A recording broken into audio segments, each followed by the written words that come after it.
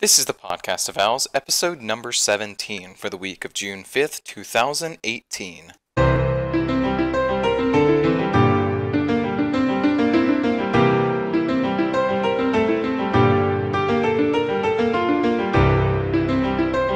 Hello everyone and welcome to the Podcast of Owls, your one-stop podcast for RuneScape quests, lore, future updates, and much, much more. I am your host, Crondis, and today I am joined by Amascut. Brola. Avernic. Why am I still here? And we have a Walter in the chat. Also, I think we're asking you why we're still here. Exactly. Alright, guys, so there's not really an update this week. We just kind of have a big news week. Yeah, we mostly got a lot of future update news. Yep. Pretty much that, yeah. But we'll start with the update, which is a thing. The Menaphos birthday celebration. A year Yay. since we got horribly disappointed. Woo! I hate to say it, but this was It's just, okay at best. It's underwhelming for And- having an entire thread set up asking what our grievances were with the city, and all we got was rep increase and. It's not temporary even stuff. that disappoints me the most, but it's like they set up the whole thread about it, and I didn't really expect a lot of those changes to make it into this, since that thread was just like 2 weeks ago. Right. But But not even promising. this literally gets a headline update on the website. They make a big deal out of it. They gave you like a birthday gift and everything, but the updates are really it's not a lot. irrelevant. It's you get a gift box for a limited time only. Soul obelisks and scarabs spawn more. You gain up to 2 times the rep. based on classification. They added cursed ushabtis, which you can make by killing elite slayer mobs, so the rippers, the wyverns, the camels, boo, and the archer and mammoths.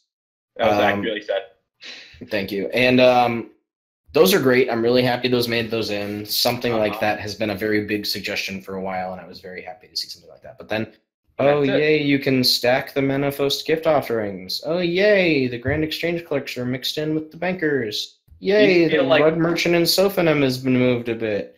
Ooh, everybody wants to contact Urlock using NPC contact. Hey, here's a bunch of agility pyramid Yeah. changes for some reason. Ooh, now we can see some NPCs in the desert when climbing things. These Look feel at that. Some icons have been added.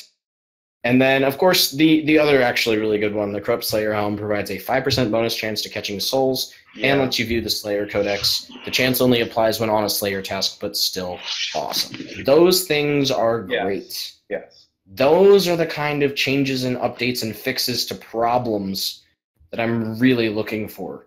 Yes. Rewards. When you call this the Menaphos birthday celebrations, but the updates are so not, Yeah. it's definitely really disappointing. These mostly feel like patch notes that should have come the week after Menaphos came out. I'm inclined to agree. You want to know what they should have done for the 1 year? Make the quests not piles of hot garbage. That's part of it. Right. But what everyone was looking for was rewards from the rep progression. Yeah, and we didn't get any And all we changes got to was the you can get rewards. through the rep faster. The issue with the rep isn't that it takes forever necessarily. Well, It's that it takes especially- forever. It's that Especially it now takes that we forever have to get obelisks. nothing. Yeah. Yeah. Like, Obelisk made the stupid rep go by super quickly in comparison to what we Yeah. had on launch. hmm We didn't But need basically- super buffs.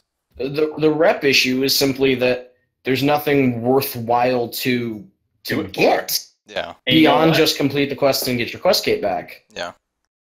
So you know how many people I've seen in Menaphos today?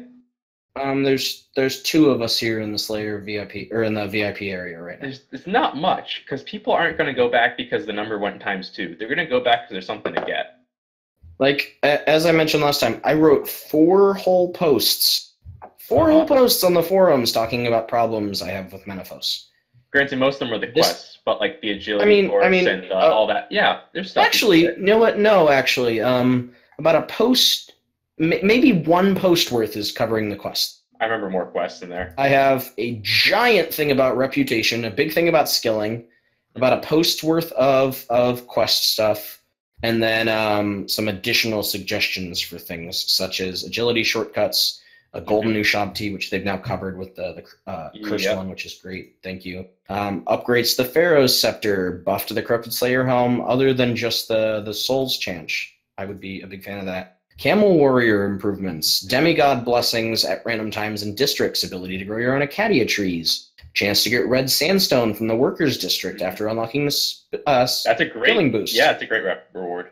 Yeah, removing the spam click thieving after you unlock the skilling update. So you then go Prif style once you've unlocked the far enough the merchant district thing. An agility course in the slave/workers district. Like a bunch of things. I like I said, I wrote 4 posts on this. Actual content. And for reputation, other things such as how a lot of the benefits are really useless. Things like the Tumican standard giving some sort of XP boost for wearing it in the city, improving the outfits or unlocking different ones like the guard uniforms or the Pharaoh's uniform. Some changes to the faction rep stuff to improve the skilling buffs and not just be, hey, here's a bunch of kind of shitty cosmetics. How about giving the faction leaders more? Oh God, yeah. And that's part of the quest side of things, is giving the faction leaders more to do and more interesting character. You mean talking to them 3 times across 4 quests isn't enough character? No, definitely not. No. And then just 3. One of them gets 3. The rest get 2. Oh, so one gets 4 and the other get 3. The rest get 3 because you speak to all of them once in Spade. Yeah, and then 2 in Fight Club. Oh, you're counting Fight Club as 2 different interactions. Because you go up the list once and down. Okay. Yeah, because you have to go up the list and then back down the list. So yes. Okay. But and then the whole Soul Altar and Amascut thing needs massive improvements. There's just so many issues still, and I really, really hope that they are not considering this enough. Yeah, this is not done. Because there are a couple nice changes here. But it's only a couple. There's so much more to be done with Menaphos. There's a lot of work that needs to be done to make Menaphos something incredibly worthwhile and interesting. And I think we're getting closer to that, but I think we're still missing a lot. Now, especially the quests. Later on, we're going to talk about a potential skilling update later in the year. Would you want it to be spent on this or not? You know what? Yeah, I would happily take that slot and spend it on making Menaphos more interesting, give it more reputation rewards, more useful things, more activities. I would totally spend it on that. I would. I mean, and I know we have other suggestions for that, but seriously, I would happily spend that update slot on making Menaphos better. If that included the quest improvements too. That's iffy, but yeah. Hey, they said it was a large skilling update. It is large, but do you want large and in charge? I don't know if they'll spend time in the quest. When's the last time they've ever gone back to rework a recent release quest, other than Demon Slayer? Demon Slayer being, that's us because Stu. I feel like there was another one that they hit as well. I'm trying to remember. I don't know. Anyway, moving on. Okay, yeah, we can move on to so that was the first thing in the June PTS we got last week. Basically, thank you for the couple nice changes, but this is nowhere near enough yet. But clearly you don't know what Menaphos needs with fixing. I think they do. I think it's just a matter of that the Bugbears thread has only been up for a couple of weeks, and that's not enough time. Yeah, it went up in the start of May. It's only now the start of June, so it's only been a month's worth. They're not going to get a bunch of huge changes in at that point. The fact that we got a couple now is a good start, but I just want to make it very clear that we're really hoping that this is not the end now. Yes. I don't want to wait until the 2-year celebration to get the things that are needed. Every year. So there's not many patch notes, but I think there's one we wanted to talk about specifically. Oh man! Wait, I have to pull up the exact wording here, just because this one is the best. The patch note to end all patch notes, really. Okay. So they had fun with Shawnee and his brand new wife, congrats on the marriage, by the way, found the most insane bug I've ever seen in my life. Okay, here it is. Hilarious. Go for it. You ready? Players in an even-sized dungeoneering group who do not use melee to attack a dungeoneering boss can now receive lore book drops. What the fuck? I don't even want to begin to ask how they were able to confirm that. What? Let alone It how makes that me was coded in seriously there in the question first how this is coded. Yeah. Players in an even-sized dungeoneering group who don't use This melee. has to be a joke, doesn't it? So I actually think I have an idea as to why this happened. Why? Why are these checks made? Specifically the melee thing. Why? I have a feeling that it would not check what boss or floor you were on if you didn't get within a certain range of a boss. Okay, but why the even size thing? That's the part I don't know. And I'm probably wrong about my guess anyway, but... I mean, I suppose... Oh my god, this is one of my favorite things I've ever read in my life. What? This patch note. It's incredible. You just made it sound like you were reading something else. No, it's just... these words. Yes. They're No, These amazing. words all together. Like, I don't know how this could happen, like, coding-wise. Like, I really don't understand. why an even-sized number? I don't it's get it. truly majestic. There's gotta be a mod 1 in there. It's then. I don't Like, know. you don't think that every single, like, floor size has a different code for bosses, right? I don't think so. Now I think they do. like, I feel like that's gotta be what's going on, which is also kind of concerning. I don't know. Good thing most people lord hunt in by themselves. On number. Okay, well that's ridiculous. Yeah. Man, I was blown away. I just... I didn't know Also, what to how make they of it when I confirmed first this made is it when I first saw hilarious. it. All right, so I guess we'll move on to next week's update. Since we had the stream and the article about this month, the Hall of Memories, which is another divination update. Do we think we've had too many of these so far yet? Div updates?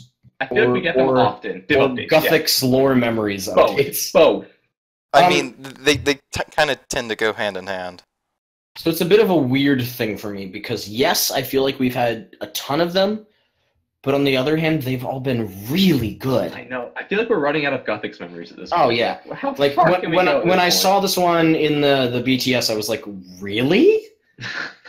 Again? Why not a different dead god? But it just feels Why not like a they're... different skill? It feels like with this, they're True. mixing, like, memories of Gothics with cash. So Like, I mean, that feels exactly like right. what this is. So the reason they did it is because currently divination has that variable AFK time, depending randomly based on what the Wisp decides to do. Yeah. And the main stick of this update is that inside, the amount of time you interact with an object is set. So you can get into a rhythm and check every 20 seconds or so. Yeah. And Which is nice. So it's meant to be a static XP, a static AFKness. Which I don't necessarily feel like this was the So right way pretty to old. go with that, since I feel like there could have been different theming done here. I agree. I guess And I'm divination fine is- with the theming. I am. I'm never gonna say no to some cool new Right. Guthix lore, but like, divination is more than just Gothics. Yeah. Like, we got it introduced to us via Gothics, but we have stuff like the Moai and the Elven Bandosian, Energy, the and Bandosian memories.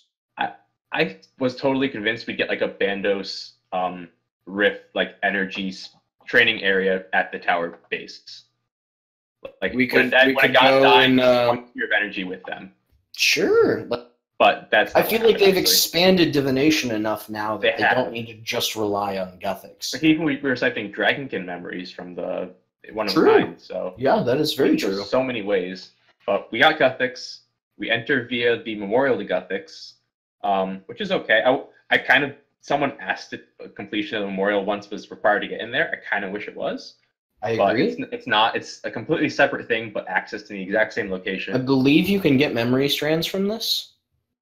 Probably you get no energy, You don't get any energy or anything, but I Right. believe you get memory strands from this. and so we're tutorialized to this activity via a new NPC called the Archivist, who is drastically confused and thinks we're an automaton because only automatons are allowed down here in Gothix's private memory stash Yep. cache. And he teaches us, he gives us a bunch of jars, and we go around the room collecting memories in these jars. I assume the jars are meant to increase our inventory size so we can spend more time collecting and less time dumping. Yes, very much so. And so we're doing this, and the main tier 70 plus, and the main, besides experience for no money, we're also here to get passive perks, which are always active. You don't have to choose one. You don't have to only have it sometimes. There's 5 perks to get, and they are always active once you unlock them. You unlock them at skill levels 70, 80, 85, 90, and 95. The only one we know is 95 is the only one we know the level of, and Yes. is gain more energies when converting memories into a rift. So that might be a reason not to use the Divine Vacuum or the Divomatic. Yeah, that's actually pretty nice. And then the other thing is it unlocks the ability to make 3 divine locations a day rather than just 2. But we don't know the level of that one. I'm actually a little confused by that one because I usually cap out at my gather limit around 2. Good point. So I don't really see the value of Unless being it able to make a increases with third it. unless one of the other perks is increasing your daily cap. That might be it. So there's other ones we don't know, and we unlock these via just interacting with memories that can randomly appear, I believe. Yeah. And these there's 5 memories, 1 for each perk, and they are all visually projected by this bud in the center of the area of the Guthix's closest memories, and one of them is Cress, which I think is a really cool way to deliver these things. And I'm very curious to see what the stories are. There's also more than 1 music track, it appears. That's pretty great. Because the comp requirement is unlock all 5 perks and the music tracks. I don't know if that's just a transcript thing, but maybe. Possibly. I'm hoping. I Could love be. music. And I guess there's also other little random events like at deep sea fishing, like the Seagull and Captain. I'm also hoping this means some more achievements. Oh, there's at least the achievement to get the story stuff, right? Yeah, there's and the perks. There's the Master Quest Cape comp and comp requirements. Yeah, but I hope they could throw those right in the div section as well. We do have achievements which are in multiple sections that are shared between MQC and comp. I agree. Like that. So yeah, I would like it if it's just an achievement for each perk you unlock, even. That would be great too. No, I'm really excited for this. Like I said, I don't know if div absolutely needed it, or if it needed it in this manner. But I'm not gonna say no to it. I am never gonna say no to a lore-based skilling update. Yeah, as long as the lore is not stupid. Yeah, div is one of my favorite gathering skills. So yeah, I can't say I'm a fan upset by it. It's such a chill skill, you know? I'm a fan of all the gathering skills except Hunter. We need to fix Hunter. Is farming considering a gathering skill? I utterly despise Hunter, so I agree. Farming? See, I don't despise Hunter, so... Hunter doesn't allow you to get into a rhythm, requires way too many clicks. I hate that skill. And it's all about, does it go to your trap or not? Yeah. But we can talk about that later. I guess it's worth mentioning the week after that, we are getting the in-game calendar finally from last year's Game Jam. That's been a while. But did it bother anyone else that they used Monday to Sunday? No. Are you not? Didn't even notice that, to be honest. Instead of in-game days? Because, RuneScape does have a calendar. Instead of the Ceredominant calendar, you mean? Yeah, screw the Ceredominist calendar. Yeah, let's get the Zamorakian calendar days in here. Come on. Death Day 2, Death Day 3, Death Day 4, Chaos Day, Death Day 5. I get why they did it like that, because this is supposed to be not an immersion thing. It's supposed to be here's all of the real life events, like the stuff going on with players and live streams and masses and stuff like that. I demand everyone to know the Gillenorian calendar. Thank you very much. You want that to be... you want us to make sure we know which day we're getting our Treasure Hunter promos? Yes. In fact, I expect both of you to have it memorized for the next lore quiz. Even though Fang is not gonna, you're not gonna be on it. Fang will, but I still expect you to know it too. Okay, got it. Get it right, Fernie. Thanks. So yeah, this exists, and we're gonna get it on the week of the 18th, the day of on the 18th. But that's cool because the next week we're gonna have the biggest update of all time. Ooh, the Temple of Amnishi. The biggest ever. Okay, no, it's not. But the most revolutionary. Kryptonos, the Ark. Yeah. I'm aware. A big update. We're getting a big update. The Catcher rework. Yeah, that was... Let's talk about that rework. Monumental, Oh, yeah. Imp Catcher rework set the stage for other shit quests to be reworked, which has not been taken advantage of. Okay, anyway. Temple of Amanishi, which we talked about a lot. About I am not death. wrong. I am not wrong, but we do have... We now know the Tier 92s are armor upgrades. So Despite I'm gonna mining have and to smithing. go ahead and ask, what the fuck? I knew you'd have that reaction. What, I'm a little curious how this came about. Do you not realize what is coming later this year? Why? Are you okay? No, I sense a conniption. I am. What's wrong? Come on, talk to us, Crondis. You were very excited for Tier 92 power armor to be coming from skilling. Yes.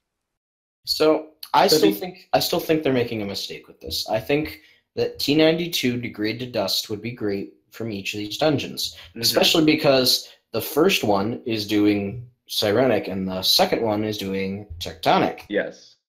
And So, the third one is doing the last bits The of both. chest plates of them for some. Not even the whole chest plate. You still need the scales from... Oh, I know. Plus Just the ability to make the chest plates. Yeah. So that's weird. I mean, if they threw Malevolent in there to keep it even, that would be better. I get why they don't want us to like step on the toes of I think that they're I think there's enough undervaluing Degrade to Broken. There's so much of a demand for Degrade to Broken that I think that's okay. We're okay with it. Yeah, I definitely would be, because I would still work towards Degrade to Broken. I much prefer having Degrade to Broken than rather needing to buy an entire new set to repair my armor. Right. When both are available, I think people would pay the premium and the time. The 300 mil for the Degrade to Broken Tier 92 and the 30 mil for the Tier 92 Degrade to Dust. Absolutely. They pay the 300 mil. Like, look at the difference between things like what is it, like Pernix and the God Wars dungeon. Oh yeah. Ones. Or the prices are different because of a prayer bonus. Tell Pernix to Sirenic. Sirenic's worth so much less. Yeah. But also a thing that is drastically underused and they've actually talked about is set effects. Put a set effect on the upgraded masterwork. There you go. I mean, it doesn't have to, like, everyone thinks... It doesn't need to be anything game-changing. It just needs to be better than the Port's Armor ones. It's better than Port's Armor. It doesn't have to be as good as Acto. Somewhere in between. You could literally just tell me that it had a set effect and never tell me what it is, and not actually add one, like the Mysterious perk. It's the Mysterious perk, and it would still probably be better than the Port's Armor set effect. True. But I think that's totally a thing we'd be fine with, seeing degraded Tier 92 Degraded Dust melee armor. And I think it's a matter of if the rest of the community would be okay with that. True. And I think there's still a lot of time for that decision to be made, since the third dungeon's not coming till December. Indeed. And they could always just add the ability to make the chest later on. Yeah. Just decide to be made. I definitely agree with you there. Like, it's nice that we're getting two so quickly, but it's also really nice that we're getting such a long time. Batches. Yeah, like, y'all hate it, but batches work. They do. Think of how much different Menethos would be if it had been batched. True. Probably wouldn't have been terrible. I think the quests would have been better at the very least. Oh, they definitely would have been. I mean, you can definitely see that it strains even if a the little batch bit. was batch 1, Menethos, batch 2, 120 Slayer, 2. it still would have been better. Oh, I agree, because time would have been spent differently.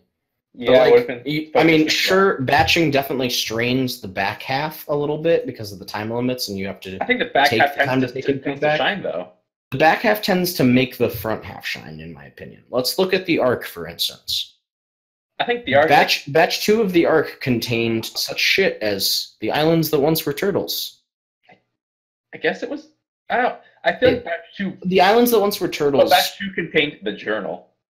Well, yeah, but that's what I'm saying, though, is like, they made things from Part 1 shine a lot more. They improved so much stuff, but then the tails were a little weaker.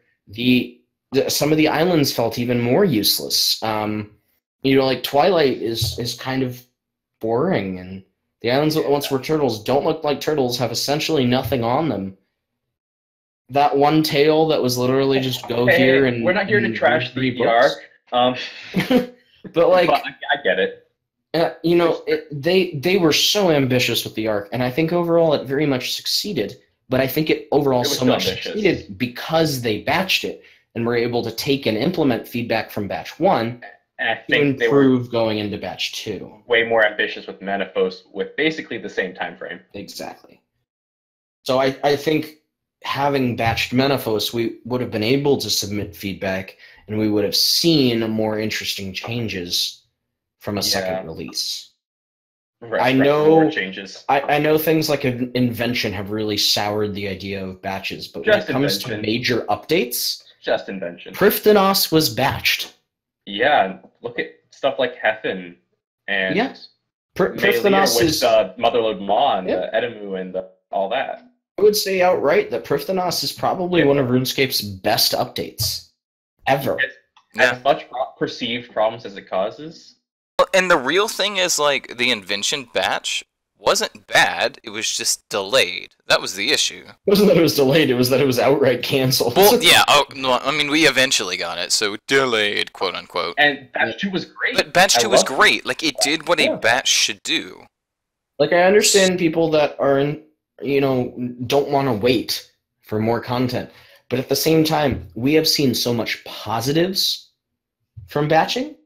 And I'm very excited to see how this will work with Elite Dungeons. Elite Dungeon 3 is totally a batch. Hell, I don't even think that because of Menaphos that they should have stopped, like, expansions. Oh, I agree too. Because that was like, oh shit, guys, it went wrong, abandon ship.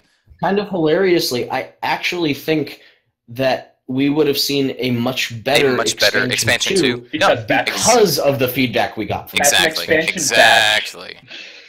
I mean, on the batch 2. It's funny, though, because additionally, I think that we've gotten so much better content because of expansions failing and them forcing to reevaluate. Mm-hmm.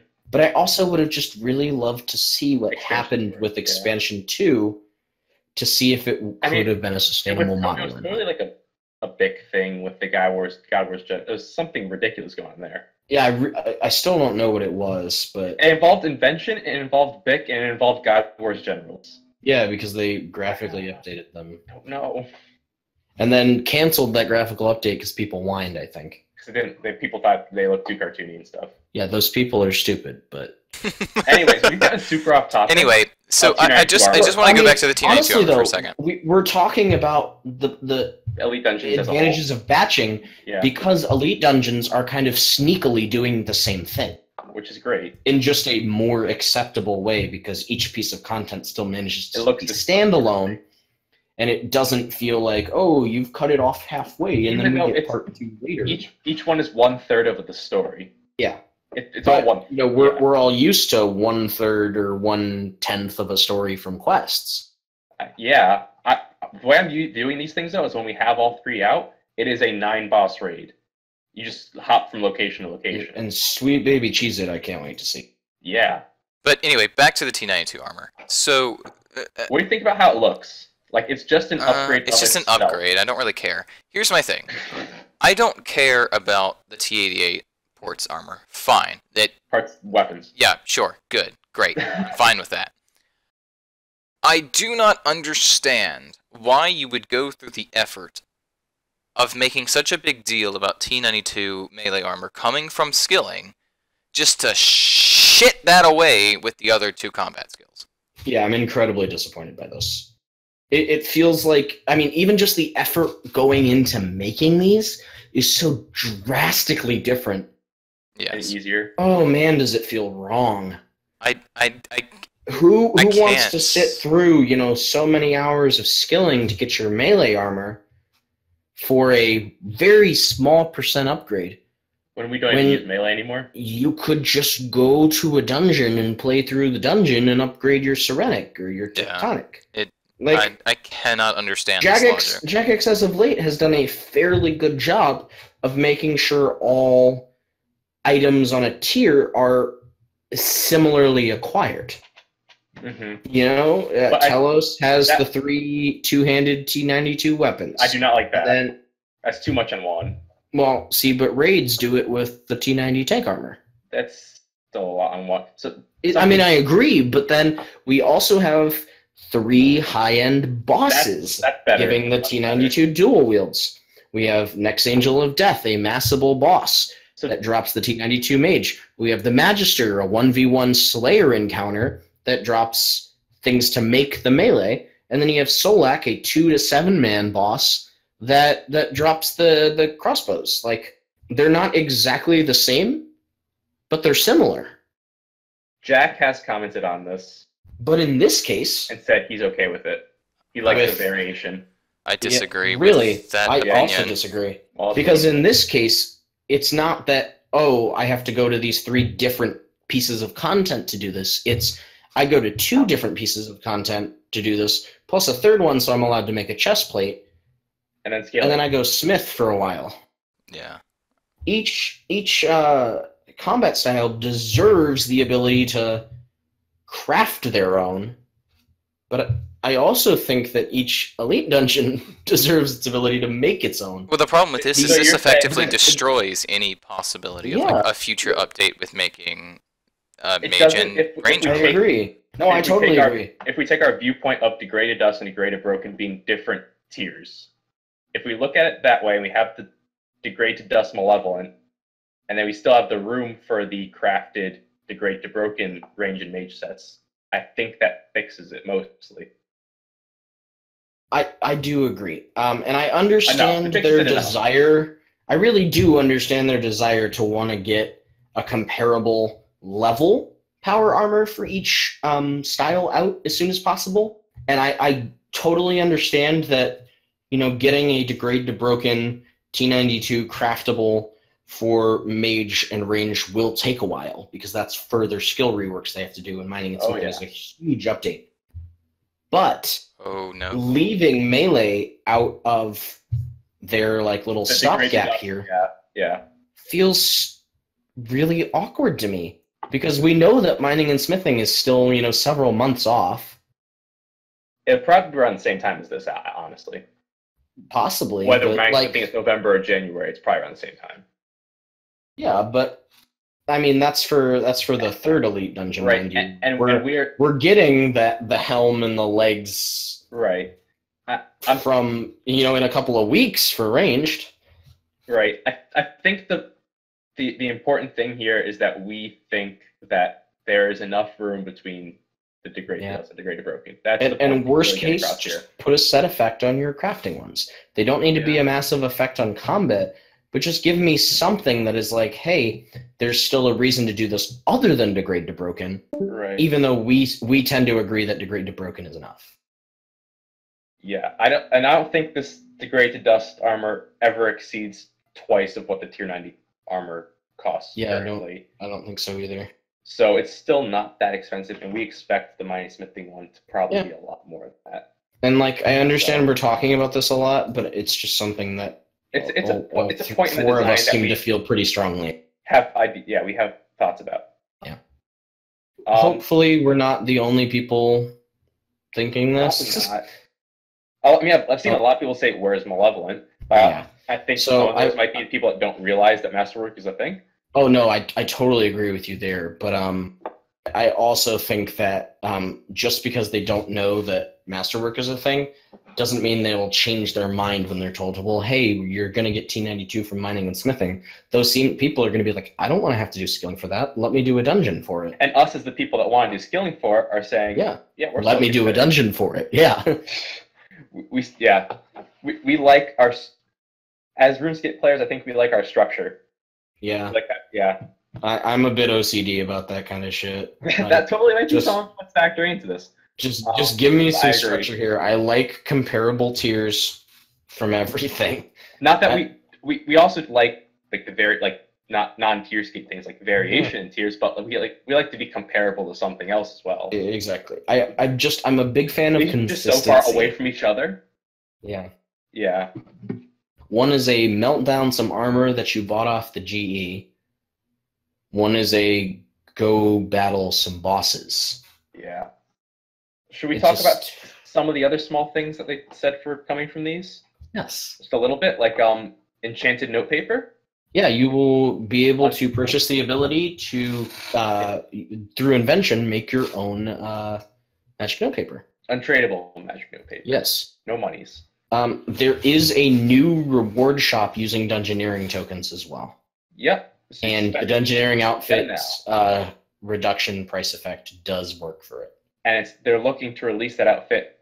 They have permission to, and are possibly going to release it with Dungeon 3. So wait down the line. Awesome.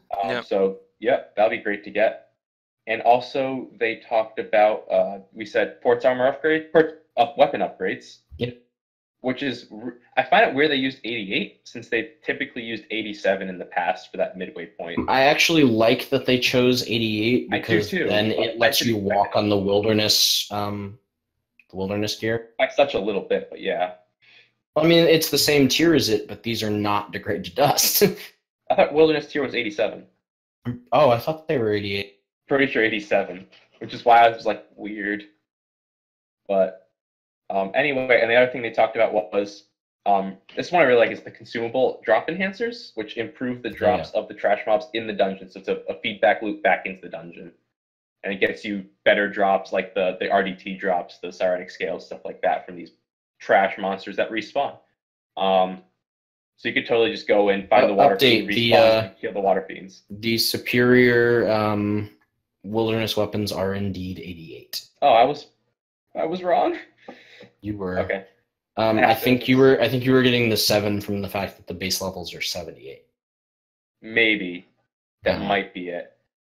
But yeah, the rewards, the few we know of are cool, and we know there are a lot. They've said that there are unique rewards for each boss, including dungeon-wide rewards. There are unique rewards on just the trash mobs even.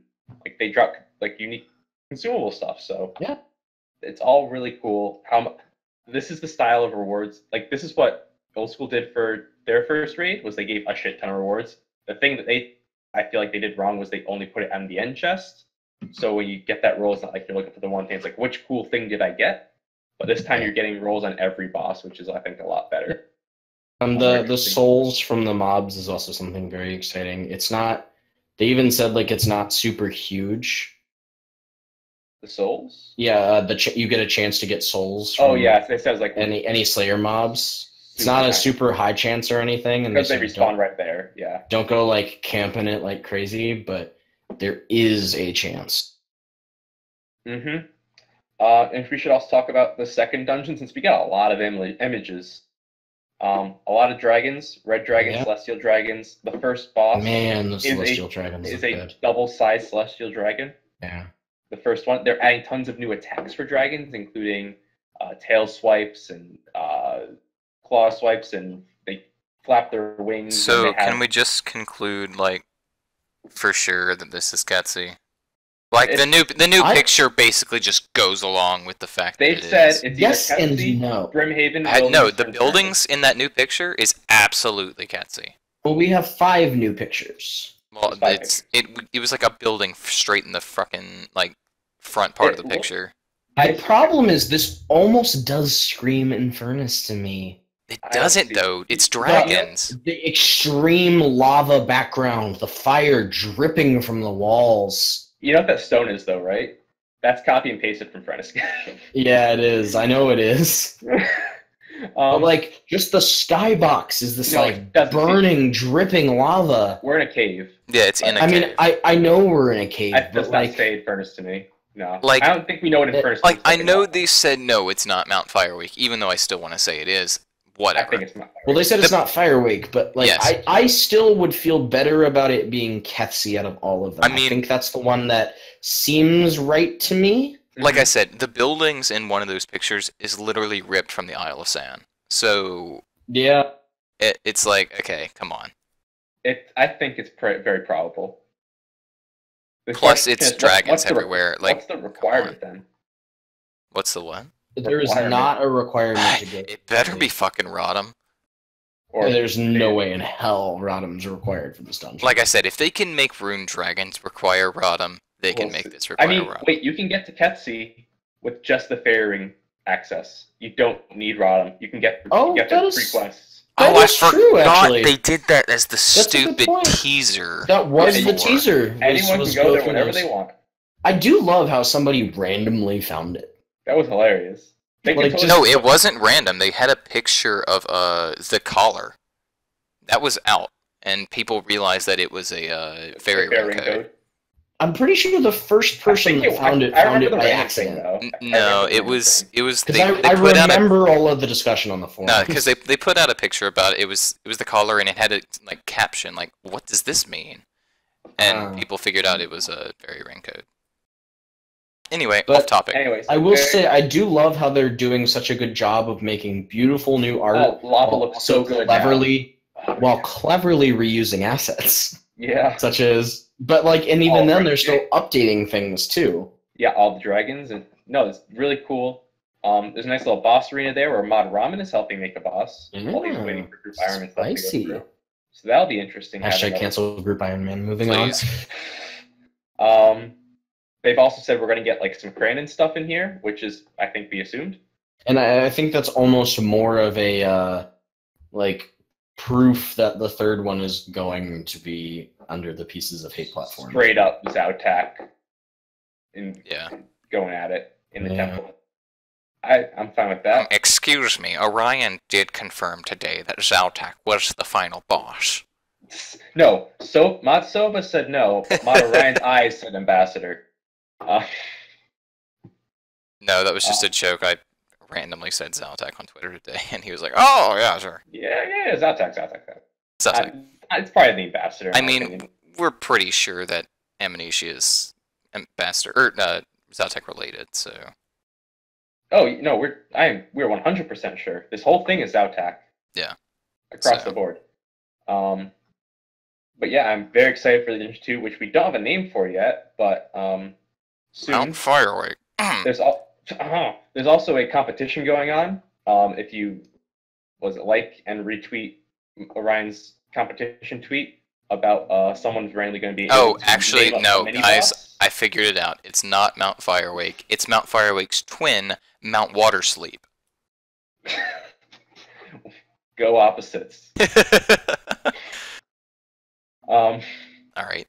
But yeah, the competition's happening. Enter if you want to possibly name the mini boss, but whoever wins has to name it Bossy McBossface. If I win, it's going to be named the Ambassador, and you will make it. It is in the game at that point. Bam. Yes, exactly. It doesn't even have to be the same character. He could just be called an ambassador, and then the actual boss could be the ambassador. The ambassador. Ambassador's ambassador? Mine would just be I'm not wrong.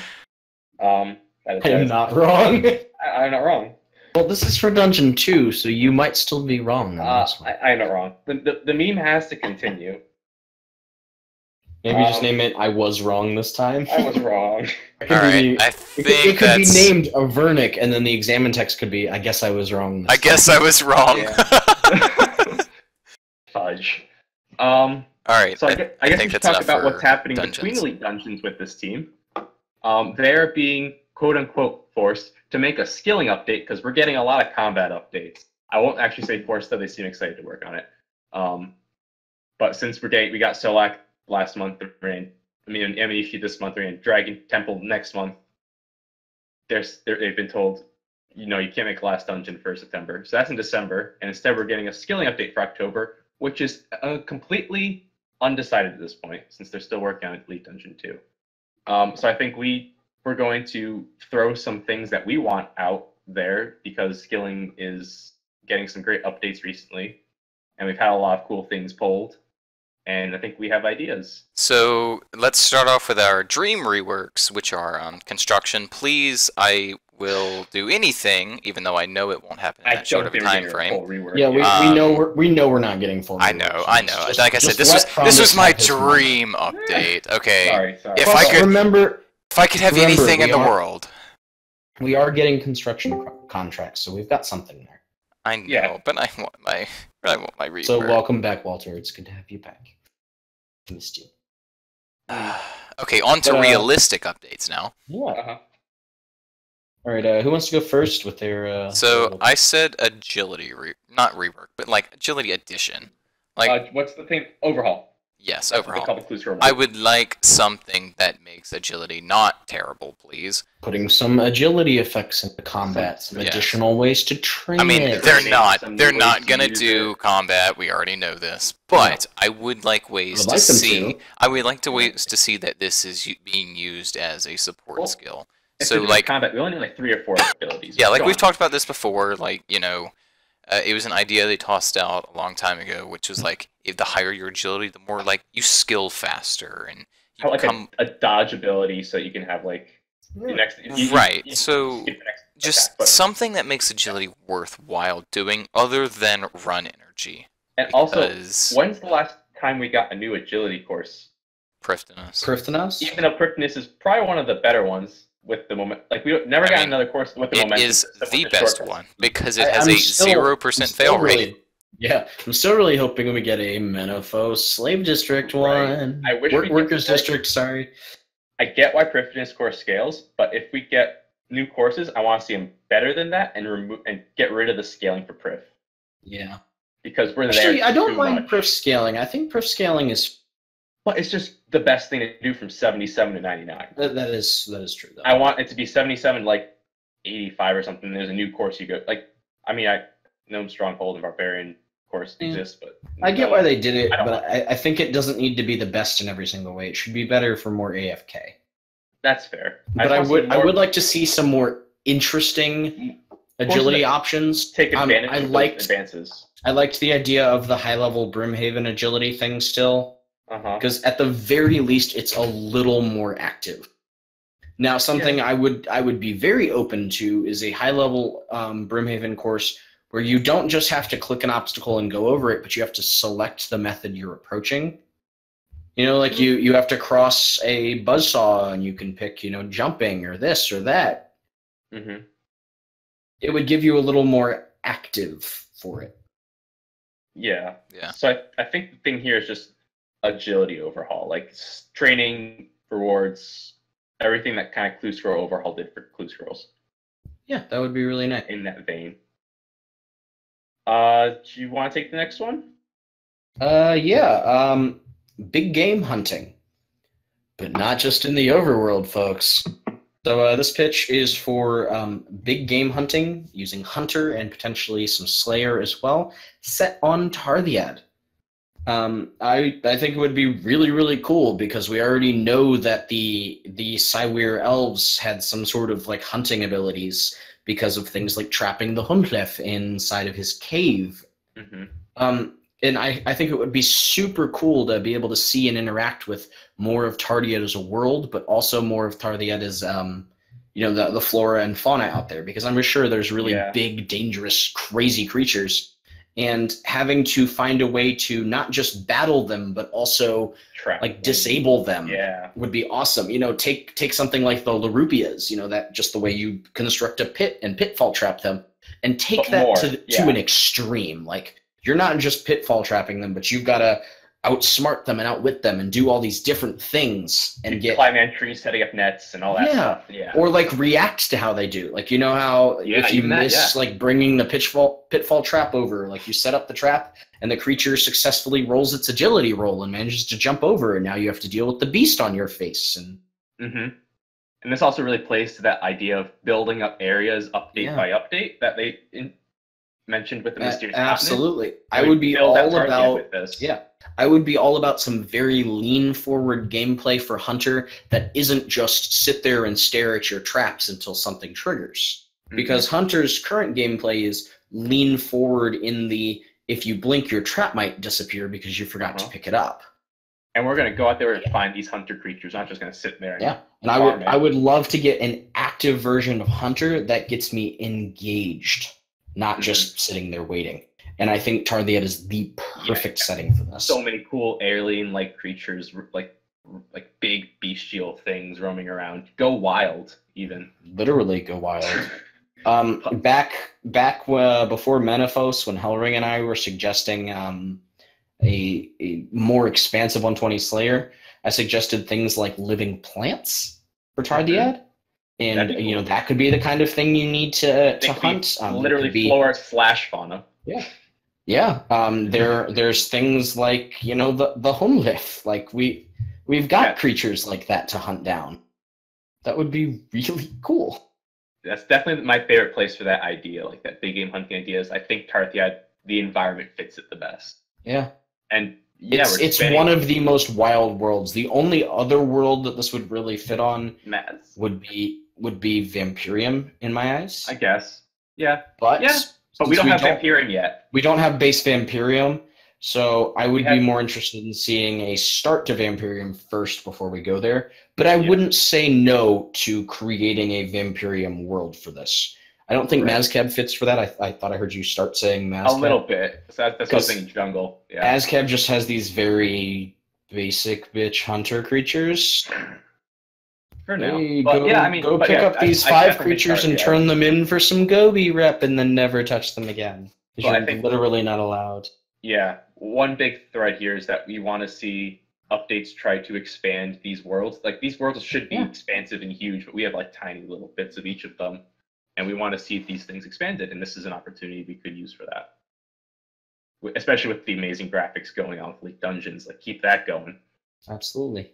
So another one that we could look at would be in the similar vein to how the Cooking Guild has been proposed to be upgraded to be more like the Thieving Guild. The Crafting Guild is ripe for the picking, and how else are we really going to do a crafting? When's the last time we got a big crafting update? And how else do we really never? Never. You never get a crafting update. So you upgrade the guild, give it a bunch of mini quests, a bunch of new areas to unlock in the guild with new training abilities, new reward, like things you can craft because you did the mini quests. But also mixing up the way you craft, because I honestly think the last big crafting update was urns. And that was more like a supplement more of a general skilling update that happens to involve crafting at the get-go. Right, and I think we just are really big fans of this model for a skill guild. Yeah. Like the Cooking Guild's being proposed to be, so you have, and you just unlock really cool things while you're going throughout the skill. Build up these areas you have access to in the guild. Take the advantage to has it been graphically reworked? I don't think so. I don't think so. It's like that and Melzar's Maze, right? And everything else around it is? Yeah. Brimington, Fowler. Yeah, I don't think it's graphically upgraded. I think they left it the same. Yeah, please graphically upgrade that thing. Even a Remington got updated. Yeah, a while ago. Yeah, a long time ago. So yeah, and you could definitely unlock methods to make new pocket items, new sigils maybe? I don't know. But this is a guild that this is probably my top pick for the next guild after cooking. I can't think of, like, fishing's okay now because deep sea fishing exists. Range and magic are combat, so I didn't really consider them for the skill update. Are there any other guilds really? Not important ones anyway. Mining guild is going to be dealt with. That's dealt with. Yeah, range and guild is a thing. Yeah, it's combat though. Guild. Yeah. that guild is a disappointment and a half. Yeah, so the Crafting Guild is definitely one we'd like to see done in this similar vein. Yeah. I think, Fang, you had another one? Yes. So this is less of my idea and more of a please, Jagex, please, pretty please make the woodcutting pyramid plunder thing. That's a really cool idea and I want it. Especially after that Karamja stuff we've already got now. Yes, Karamja lore now. Like, that's just all the more reason that I want it now. I make it a cigarette. Yes. I think you take those 2 idols, you put them outside on either side of the door, have that be like the outside AFK version, and then you can go inside the ziggurat and do the rest of it. That would be really nice. Yeah, that's definitely one I'd like to see. So going through some other skills, rune crafting is one that never really gets varied updates. It got the soul altar. Rune span. Because rune span exists, that's why it doesn't get updates. It got, when was rune span? Like 2011, I think. 11? So because of that, it doesn't get updates. Like, it gets updates very rarely, like the demonic. It gets, it gets 2012, patches. Actually. It was April 2012. It doesn't get updates, it gets patches. It gets patches. We got the soul altar just to fill the space. What's also entertaining about runecrafting is like it feels full. Well, it's because it has a lot, but the problem is a lot of that lot is not good. Is the exact same thing over It's and all over. the exact same. Or it's the same thing, but here's an additional way to do that exact same thing, you know? Yeah. Right. And I know before with the armors we were talking about, we like to see the structure and everything's done the same way but varied. But I think for this we need a lot of variation. I mean, honestly, I think Demon Skull was the best thing they could have possibly added to runecrafting. Just to make the make it better. Like, because even Runespan is abysmal. You at least gave it something more. Yeah. I personally quite like Runespan. Well, see, here was the thing, though. It was like a very lean back way to do runecrafting. But it's the only way. Well, yes, but the thing is, like, you know, standard runecrafting without Demon Skull, you know, back before we had it, is awful. You cannot train that way. Yeah. Runespan is quote-unquote better, but it still sucks. So it's like, it's slower, too, yeah, though. it's still slow. The money method for runecrafting is still mud runes at level 13. Why? Natures? I think, is it mud runes? Mud runes are still better, aren't they? I don't believe. I don't think so. Money-wise, yes, money-wise. I'm talking money-wise. Oh, money-wise, I guess. Why is the best GP per hour from the skill at level 13? Because mud rooms are used in a okay, that was a way to make question. overloads. I was looking for like. But there is an actual specific reason. There is a specific reason, but we should make better methods at higher. Anyway, yes, but like the reason for it is because mud runes are hard to get, and you need them for overloads. Yeah. So it's not like, you know, the mud rune crafting is some like extremely incredible method for XP or anything. It's just that the item happened to be used in a potion. Yeah. Random, like ground mud runes too. Yeah. Oh, it's not just mud runes. It's that you have to crush them into tiny bits, and apparently that's one of those things. It's like, okay, what were you thinking? I think it's because the crushed mud runes already existed from the Isaac Loaf quest. Is that the reason? That model was there, so why not use that rune? I don't know if that's the reason, but that's my guess. I mean, by that logic, the funky-looking runes from Sea Slug exists. Or Slug Menace, or heck, there's also the perfect gold items that there is the perfect gold. Yeah, the Slug series. There's also an unfinished. Perfect gold is from Family Crest. Yes, it is. The Family Crest, sorry. You go into that cave. In Witch Haven. There's also an unfinished Astral Rune, because that makes sense. But I think we've gotten very far from rune crafting update. I think I just want to see some variation in it.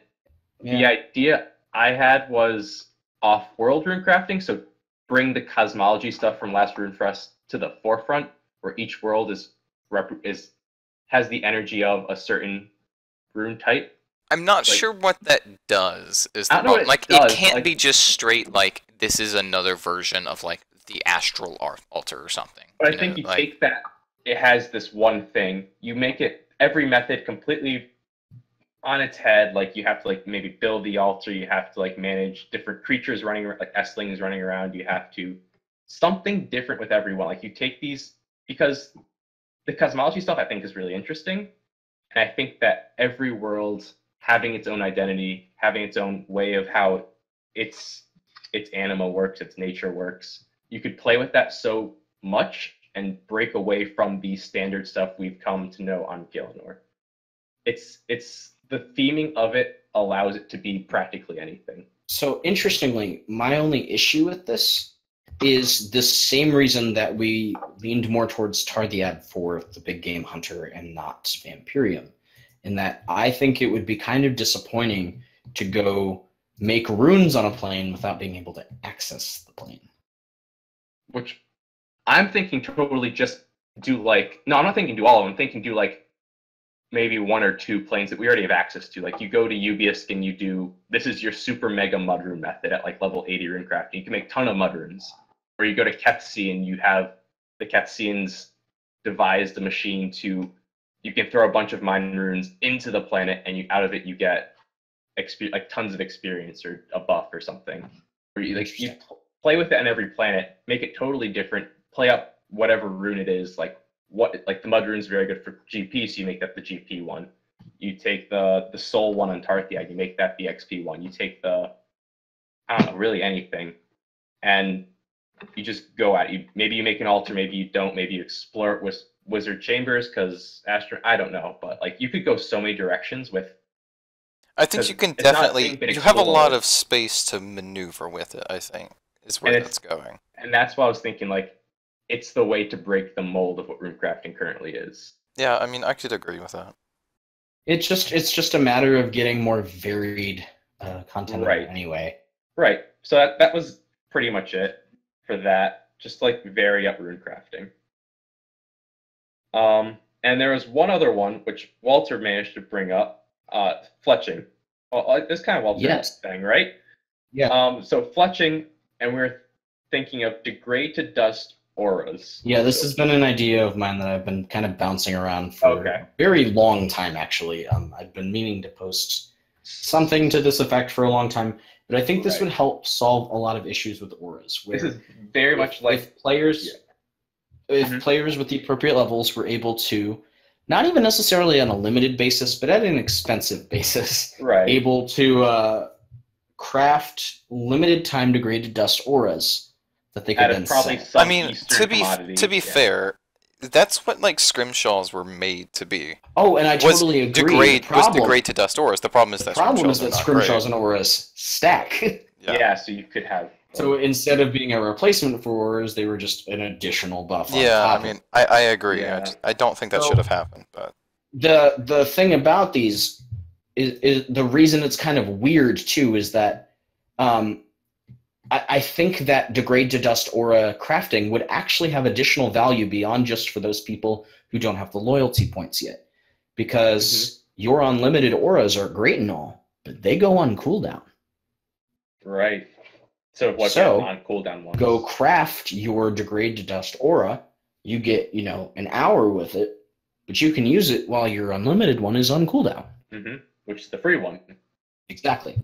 So I think that retains the value of the loyalty program in terms of like, when I say value, it's an odd word to use in that situation, because I understand and agree that we have problems with the loyalty program and the way that loyalty points are distributed and the way we gain permanent game effects through auras. I mean, to be fair, this is an issue that has always existed with loyalty points, though. But I think that it's been a system that's been around for so long, and people have grown very used to it, and changing it is very challenging, because while there are a vocal number of players who are like, I just want my dang aura so I can be competitive, there are just as many people who are like, yeah, but I spent all of these years I waited my time. So I think this would be a good. You know what's super funny about that? They had a system in place where they could have very easily done something about that. That was merging the loyalty store and Solomon's, and then they undid that. Well, they merged it, but then you could have just bought the auras for real world money, and I would have been very against that. I mean, but here's the thing. That does feel like pay to win, yeah. It is. I mean, technically, yes, it is pay to win, but you're not waiting the time. Because at that point, you have two different free methods. You can either pay through GP using bonds, or you can wait the time. Sure.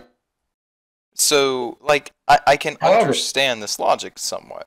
But they didn't want to do pay that. To speed up. Yeah. Yes, pay to speed up. The way I'm sitting right now, though, is I would much rather not paying real money for it beyond just membership. And also going, hey, here's a way for you to get the effects of auras without needing the loyalty points right now. Right. But like I said, bonds kind of solve that a bit. Yeah. On the one hand, yes, but on the other hand, it's still the waiting game. I agree. I'm not disagreeing with that. I need to wait 8 months, blah, blah, blah, blah, blah, to let my point amounts build up and then finally have enough to buy this aura. I think integrating actual in-game skills and the ability to purchase these would be a great way to not only update the skill a little bit more. I would personally involve it with the Isle of Cyclosis here. But that's sure. I also think that this would be a great way to kind of solve the issue of, well, my aura's on cooldown, this blows. Yeah, I mean, do you think a Scrimshaw update would help with this there? Because Scrimshaws No. are still waiting. No. Scrimshaws are great. They're commonly used and they're very powerful. What So I don't think that we need to update Scrimshaws here unless the change was just remove the pocket slot or put Scrimshaws in the Aura slot. I don't think anybody's asking for that. What if Scrimshaws could go in either slot? It's an interesting idea, but who would put it in either slot when you can put it in the pocket slot and use it with your Aura? People that don't have the Aura and put 2 Scrimshaws on? Mm-hmm. Like how 2 ring slots is always a thing to talk about? I don't know, though. Like, Auras are stronger than Scrimshaws. They are, but I don't think our... So I don't really think people would find a particular benefit from putting on 2 Scrimshaws when they could just swap to the next best Aura. I mean, yeah, it doesn't solve that problem. So that's kind of the issue I would still see with this here, where Okay. I would much rather lean towards the ability to create limited time auras that are full that strength. would retain value, continue to use the aura slot, fit in with the lore that exists from Zwan of auras currently, and that they come from the Eastern Lands and have something to do with Cyclopes bones. Yeah. So Yeah, that would be the method I would lean towards, and I think that can be a cool update. Yeah. It's also smaller than the other ones here, which is why I was a little unsure about putting it on. Maybe balancing might take all the time. True. But it was kind of why I was a little hesitant to put it on here in the first place, and why we're bringing it up last, because all the other ideas we've had on here are fairly large ones, and this one, in terms of like new items, is fairly small. True. So yeah, I think that's all the ones that we thought up quickly. Yeah. Agility, hunting, crafting, woodcutting, rune crafting, and fletching, just to name the skills. And auraing. But I'm very interested to see what comes of this update, because it still could be anything. I'm interested to see what other people think of, if they pull anything. But this is after Elite Dungeon 2, so we got time. I'm definitely did you want to mention Pocket Sand? Oh yeah, totally unrelated, but Timbo Ramen, please give us Pocket Sand from Evil Dave Quest. I beg you. Thieving update of the year. Yep. It doesn't even need to be anything crazy. It's a low-level additional thieving benefit. Please give Pocket Sand. Also, before I forget, please allow people to access the Cheeky Monkey. Oh yeah, I forgot I have that. I do too, but like the fact that it's limited content with an effect definitely sucks. Was that from it. Crondis has it. Yeah, that was from the RuneScape road trip. You're right. I forgot about that. But it actually has a very tangible benefit for thieving. It negates. I'm not saying that Pocket Sand should be the replacement for it, but I'm saying that it would be really cool if we could get it from Monkey Knife Fighters or from Safe Cracking something on Apatoll. Just a thought. Oh no, that would require them to touch Apatoll. Oh! Monkey Knives too. Terrifying, except Monkey Knife Fighters are a thing, so it's fine. Yeah. Actually, here, even better solution. No, actually, Do No Evil reward update. After you've completed your 25 runs, you can pickpocket your Monkey Knife Fighters in your personal colony, and they have a chance to drop access to the Cheeky Monkey pet. Quest rewards. Post-quest rewards. I was going to say, not just a quest reward, but a post-quest reward. Post-quest I don't know. Okay, here's the thing. Do you consider Chalk Ice runnings a reward? That's like a torment. Yeah, you get items from it. You get cosmetic upgrade. Yeah, I know, but it's a torment to do. It also gets you rune score. True. And who doesn't want more rune score? Don't speak. I will say it a third time. It is a torment to do. It's funny too, because I remembered it being a torment, but I went back and when I finally did the rec last year, or the year before, I can't remember when I did it. It actually wasn't that bad. No, it was actually kind of fun. I'll be honest. Actually, it's better now that you can do everything from in your inventory. Back in the day when we had to drop it and use the spell on the thing. Yeah, no, that was awful. But it's 2018 now, and we don't have to do that, so it's way better now. Yeah. It's definitely more handleable. Indeed. It's funny too, because I actually remember like helping optimize the method for that back in the day. That was so much fun. Like, run 5 steps, drop, spell. No, I mean like the pathing method. Oh, like, the path. I was the one who figured out the jail trick to get you to Port Oh, Sterling. the jail trick. I forgot about that. Yeah, that's still part of the method today. Yeah. Damn. I still like the Eagle method the best, but that's yeah, Eagle method's good too. The fact that you can balloon with them, like, I loved the little puzzle finding and figuring out the best possible, most efficient paths. That was a lot of fun. What an efficiency skate person you are. Indeed. All right. So was that it? That is it. I think that's it. All right, guys. Real quickly say update of the year isn't Menethos updates? No. No, it is not, unfortunately. No, not at all. Ta-da. Sorry. Neither was Menethos. Sorry, Ta-da! Ta-da! Alright, All guys. right. Well, thank you for watching the Podcast of Owls, episode number 17. I have been Crondis. This has been Amascut and Avernic. And we will see you guys next week. Bye.